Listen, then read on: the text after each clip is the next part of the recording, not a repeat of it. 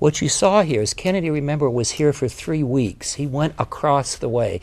And you kind of see that there's a chance. He said he said the primary was an education process for the candidate. Isn't that a nice idea? Isn't that interesting? That he actually learned because he was out campaigning.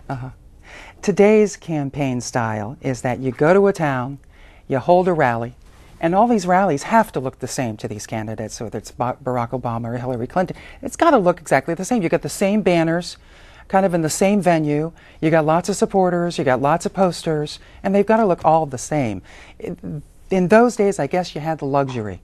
You could go to Logan County and walk the streets. Right. You could go into a coal mine and talk to the coal miners. And today it's entirely different. It's way too slick. And you know, we knew that. John Kennedy's line was, I'd been in West Virginia long enough to know the difference between Charleston and Charlestown. And immediately people said, yes, he was with us. Our last clip isn't really a campaign ad, but it's important to show because I thought it was so compelling. This is when he is addressing the religion issue that dogged him in West Virginia. Now set this up for us. Why is this significant and why is it important to contemplate this particular speech that he's giving in Houston, Texas, as it relates to the campaign in West Virginia? This is one of the most important speeches that any president has made because it's a question about tolerance. In this case, there's a religious tolerance. When Kennedy ran, his biggest liability was not his youth and inexperience. It was the fact that he was a member of the Catholic religion. And a portion of the American voters said they would not or felt suspicious with a Catholic candidate.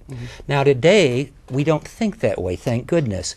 But again, what are we facing here in West Virginia and Kentucky? A historic chance.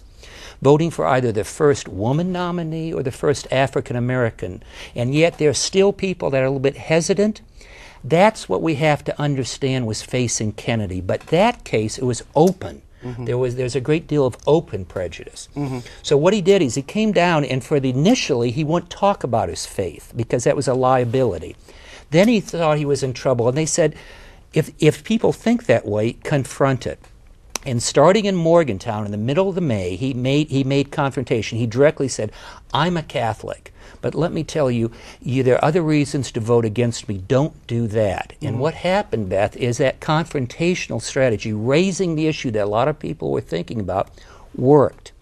And because it worked so successfully in West Virginia, as he said, it buried the religious issue, right?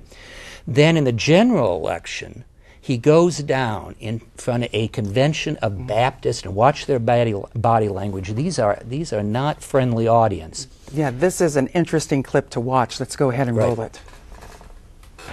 Article 6 of the Constitution provides that there shall be no religious test of a man's right to hold public office, any public office, including president.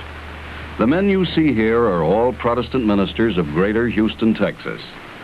Recently, they invited John F. Kennedy to address them to answer questions. The purpose? To determine whether in the year 1960, the Constitution as written shall prevail.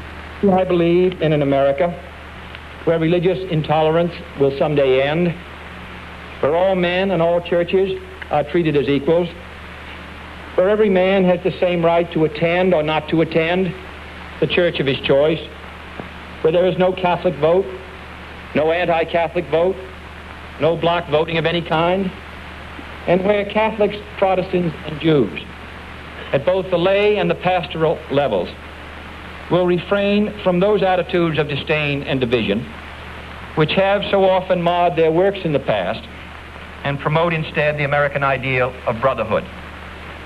I believe in an America where the separation of church and state is absolute, where no Catholic prelate would tell the president, should he be Catholic, how to act, and no Protestant minister would tell his parishioners for whom to vote. This is the kind of America I believe in, and this is the kind of America I fought for in the South Pacific and the kind my brother died for in Europe.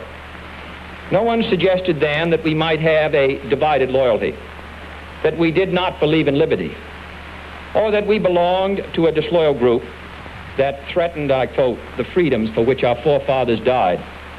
And in fact, this is the kind of America for which our forefathers did die. When they fled here to escape religious test oaths that denied office to members of less favored churches, when they fought for the Constitution, the Bill of Rights, the Virginia Statute of Religious Freedom, and when they fought at the shrine I visited today, the Alamo.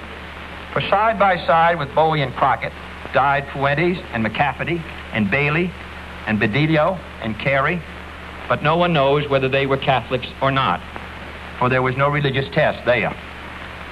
If I should lose on the real issues, I shall return to my seat in the Senate, satisfied that I tried my best and was fairly judged. But if this election is decided on the basis that 40 million Americans lost their chance of being president on the day they were baptized, then it is the whole nation that will be the loser in the eyes of Catholics and non-Catholics around the world, in the eyes of history, and in the eyes of our own people. For without reservation, I can, and I quote, solemnly swear that I will faithfully execute the office of President of the United States and will, to the best of my ability, preserve, protect, and defend the Constitution, so help me God. The place, Houston, Texas.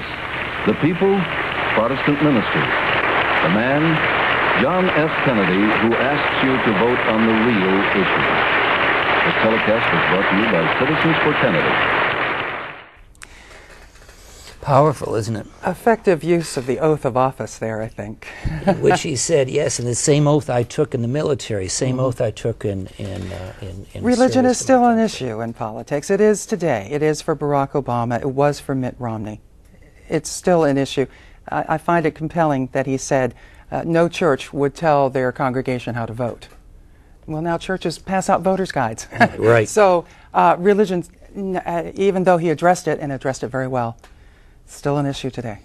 But in a sense, but he's holding out the ideal, I believe, in America, where he said there is not division and disdain. And that's in a sense, and the interesting thing is this primary, by his landslide victory, they kind of parked that issue. That wasn't as volatile as they thought on that. And I think that's the same thing confronted up in the primary. And they send the same question, are we going to allow gender or race to also divide?